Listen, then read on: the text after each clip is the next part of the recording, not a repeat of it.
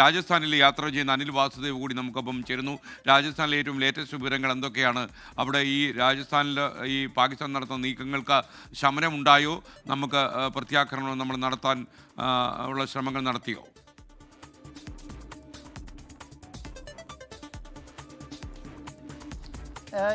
ഈ പകൽ സമയത്തൊക്കെ തന്നെ പാകിസ്ഥാന്റെ യാതൊരു തരത്തിലുള്ള ആക്രമണങ്ങളോ അല്ലെങ്കിൽ അത്തരം ആക്ഷൻസ് ഒന്നും തന്നെ ഉണ്ടാവുന്നില്ല. രാത്രിയായി കഴിഞ്ഞാലാണ് ഈ പാകിസ്ഥാൻ തനിനിറം കാണിക്കുന്നത് എന്ന് പറയേണ്ടിയിരിക്കുന്നു. കഴിഞ്ഞ 2 ദിവസവും ഡ്രോൺ ആക്രമണങ്ങൾ ഉണ്ടായത് പാതിരാത്രിയിലാണ്. പക്ഷേ രണ്ടും തന്നെ ഇന്ത്യൻ പ്രതിരോധ സംവിധാനം തച്ച് തകർക്കുന്ന കാഴ്ചയാണ് കണ്ടത്. ഇപ്പോൾ ചില മാധ്യമങ്ങളിൽ വാർത്തകളൊക്കെ വരുന്നുണ്ട്. അതായത് ഡ്രോണിൽ നിന്ന് വിക്ഷേപിച്ച ഒരു സാധനം, അതുപോലെ തന്നെ ബോംബിന് സമാനമായ ഒരു സാധനം, അങ്ങനെ ഒരു ദൃശ്യങ്ങളൊക്കെ തന്നെ IANS ഒക്കെ റിപ്പോർട്ട് ചെയ്യുന്നുണ്ട്. അങ്ങനെ ഒരു സാധനം ഈ ജയ്സാൽമീറിന്റെ പരിസരത്തുള്ള ജാൽമ എന്ന് പറയുന്ന ഒരു സ്ഥലത്ത് വീണ് കിടക്കുന്നതിൻ്റെ ദൃശ്യങ്ങളൊക്കെ തന്നെ വരുന്നുണ്ട്. പക്ഷേ ഇപ്പോഴും നമുക്ക് ഈ ഒരു കാലഘട്ടത്തിൽ ഇത് കണ്ട് എത്ര കണ്ട് വിശ്വസിക്കാൻ പറ്റും, അല്ലെങ്കിൽ PIBയുടെ ഒക്കെ തന്നെ ഫാക്ട് ചെക്ക് വിഭാഗം തന്നെ ഇതൊക്കെ തന്നെ നോക്കി തരേണ്ടിയിരിക്കുന്നു എന്നുള്ളതാണ്. കാരണം കഴിഞ്ഞ ദിവസങ്ങളിലൊക്കെ തന്നെ ധാരാളം വ്യാജമായ ദൃശ്യങ്ങൾ, വാർത്തകളൊക്കെ തന്നെ വന്നിരുന്നു. എന്തായാലും ഇത് അവിടെ ഗ്രാമീണരൊക്കെ നിൽക്കുന്നത് പോലുള്ള ദൃശ്യങ്ങളാണ് നമുക്ക് മനസ്സിലാക്കുന്നത്.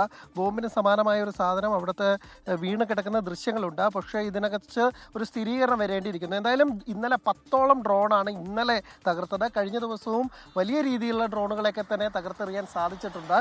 അതിനുപോലെ തന്നെ പൊക്രാനിലും ബാർമറിലും അടക്കമുള്ള പ്രദേശങ്ങളിലും ഇന്നലെ വലിയ രീതിയിലുള്ള ഒരു എക്സ്പ്ലോഷൻ്റെ ശബ്ദമൊക്കെ തന്നെ കേട്ടിരുന്നതായി ഗ്രാമവാസികൾ പറഞ്ഞിട്ടുണ്ടായിരുന്നു. അപ്പോൾ അവർ ആ തരത്തിലുള്ള ആശങ്കകളും തുടരുകയാണ്. പക്ഷേ പകൽ സമയത്ത് പാകിസ്ഥാന്റെ ഭാഗത്ത് നിന്ന് അത്തരം പ്രകോപനങ്ങൾ ഉണ്ടാകുന്നില്ല, അല്ലെങ്കിൽ അത്തരം ഒരു ആക്ഷൻ ഉണ്ടാകുന്നില്ല. അതായത് വെളിച്ചത്ത് നിന്ന് കളിക്കാൻ പാകിസ്ഥാൻ ഇപ്പോഴും തയ്യാറാവുന്നില്ല ഈ രാജസ്ഥാന്റെ മേഖലകളിൽ. ഒപ്പം തന്നെ രാത്രി കാലങ്ങളിലാണ് അവരുടെ അടുത്ത് വലിയ രീതിയിലുള്ള ആക്രമണങ്ങൾ, ഡ്രോൺ ആക്രമണങ്ങൾ അല്ലെങ്കിൽ മറ്റ് എക്സ്പ്ലോഷൻസ് ഒക്കെ തന്നെ ഉണ്ടാകുന്നത്. എന്തായാലും വലിയ ജാഗ്രതയിലാണ്, കരുതലിലാണ് രാജ്യമുള്ളത്. ഏത് തരത്തിലുള്ള ആക്രമണങ്ങളെയും നേരിടാൻ സുസജ്ജമായിരിക്കും എന്നാണ് കേന്ദ്ര സർക്കാരും ഒപ്പം തന്നെ ഇവിടുത്തെ സംസ്ഥാന സർക്കാരും ഒക്കെ തന്നെ പറയുന്നത്. ഇന്ന് രാവിലെ പോലും ഭജൻലാൽ ശർമ്മയുടെ മുഖ്യമന്ത്രിയുടെ നേതൃത്വത്തിലുള്ള ഒരു റിവ്യൂ മീറ്റിംഗ് ഉണ്ടായിരുന്നു.